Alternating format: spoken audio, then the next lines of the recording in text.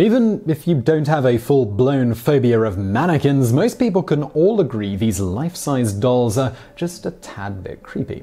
Maybe you have even experienced seeing a life-size mannequin in a shopping mall and mistaken it for a real person. Maybe the reason why it feels so unsettling is the fact that it almost seems as though these mannequins could come to life at any moment. But they are, of course, just big dolls made of wood and/or plastic. That, however, doesn't mean people haven't used them for rather sinister purposes. Number 10. The Mannequin Manhunt. In Louisville, Kentucky, a man named Joe Blades decided that instead of using a traditional scarecrow in his yard, he would dress up a one-armed male mannequin named George with a cowboy hat and some clothes. Blades' home was on a busy street, so people in town took notice of the fact that every couple of weeks George the mannequin's clothes would change and he would be standing in different poses doing various activities like beekeeping, weeding the garden, playing the guitar, or painting a picture. After 25 years of standing in the front yard, someone decided to steal George in June of 2018. The citizens of Louisville, they were devastated. After searching for weeks and public pleas for George's return played on the local news, the police finally found George thrown in a ditch. He was returned to Joe and his position as the unofficial mascot of the town. Number 9. The Mannequin Murders. In 1980 in Elkridge, Maryland, someone had taken the top half of a female mannequin and covered it in red paint on the navel and breasts to signify slashing wounds. There was a knife lodged in its chest, and someone hung it from a tree 20 feet off the ground in a residential neighborhood. This happened in the middle of January, so it's not like this was some sort of gruesome Halloween decoration.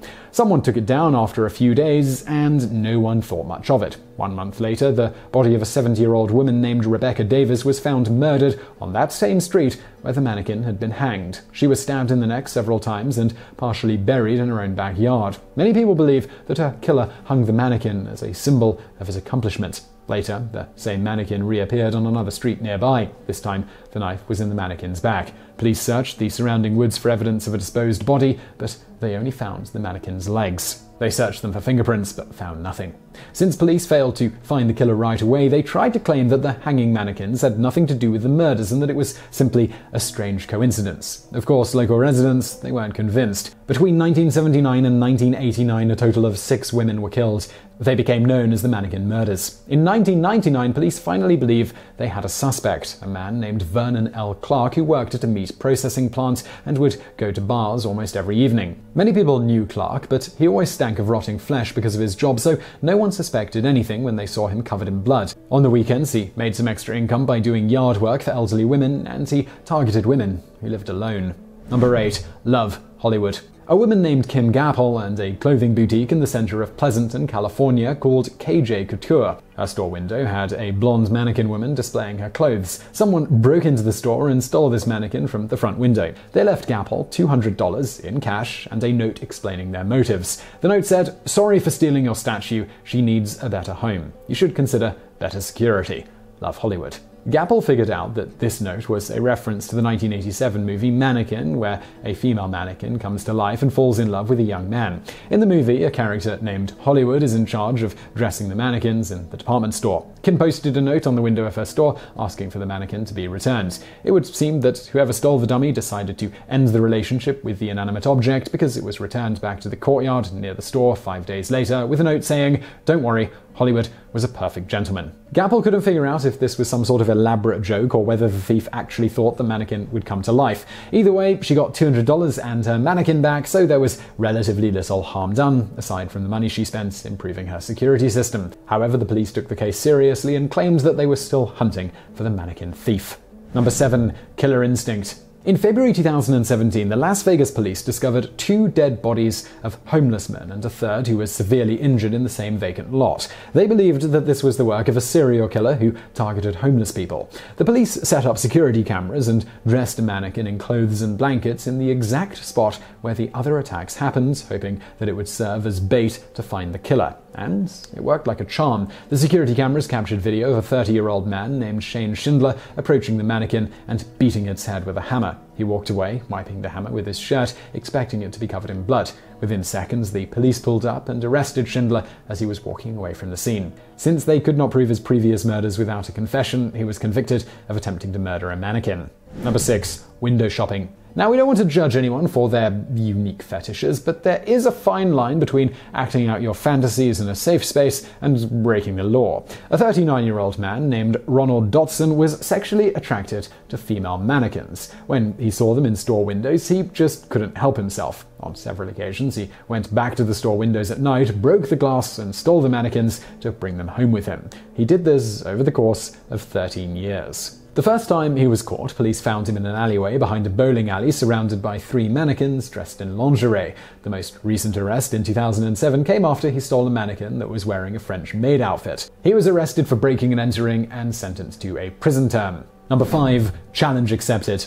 You may or may not have seen the Mannequin Challenge videos on YouTube. It was a challenge that had people pretend to be mannequins while the song Black Beatles played in the background. Most people do this with large groups of friends during a party. The larger the group or the stranger the scenario, the more popular their video would become online. In 2016, a group of young men in Madison County, Alabama decided to do the Mannequin Challenge in front of a house, staging a gang war. Nearly a dozen men were holding guns and pointing at one another, frozen in the middle of a shootout. Instead of going viral for the reasons they wanted, the police used the video as evidence to get a search warrant to enter the house. Local law enforcement believed that those guns could have been obtained illegally, although the video proves that they had violent intent. They arrested a 23-year-old who lived in the home named Terry Brown. They also confiscated an arsenal of weapons, including an assault rifle, 2 handguns, shotguns, and a bulletproof vest. It turns out that all of the weapons were actually perfectly legal. However, the one thing that did him in was the huge amount of marijuana that he kept in the house. Number 4. The abandoned white bodies. The police in Taiwan were given a very strange case in 2018. They had to track down the identities of someone who dumped more than a dozen white mannequins of men, women, and children on the side of the road. To people driving or walking by, they would have seen the frightening sight of human-like limbs scattered on the side of the road. It turns out that the motive behind this crime was far less creepy than it sounds. The owner was too lazy to dispose of them properly and decided to dump his unwanted mannequins on the side of the road. In Taiwan, each mannequin is manufactured with a barcode, so they were able to track down the business owner who purchased the mannequins and fine him for littering.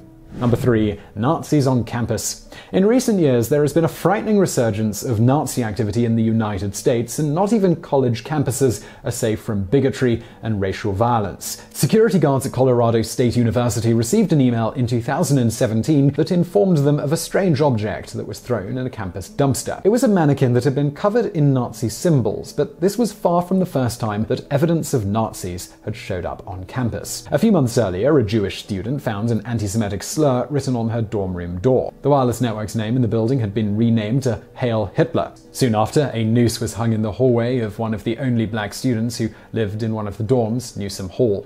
Around that same time, a female student posted a picture of herself on Snapchat with a swastika painted on her arm while she was giving a Nazi salute. Number 2. Drug smuggling in head. A 44-year-old man named Paxton Davis from Bloomington, Indiana, was receiving multiple packages in the mail that were sent rushed overnight delivery from Southern California. Each package contained a mannequin head, the type you typically see at a hairdresser's shop to hold up a wig. But inside of these plastic heads were bags of methamphetamine. The methamphetamine was worth approximately $75,000 in total. The criminal should have known that the United States Postal Service, FedEx, and UPS all use drug-sniffing dogs in their warehouses. Police got his address while doing a routine search of the mail and obtained a warrant to search his property after the packages arrived.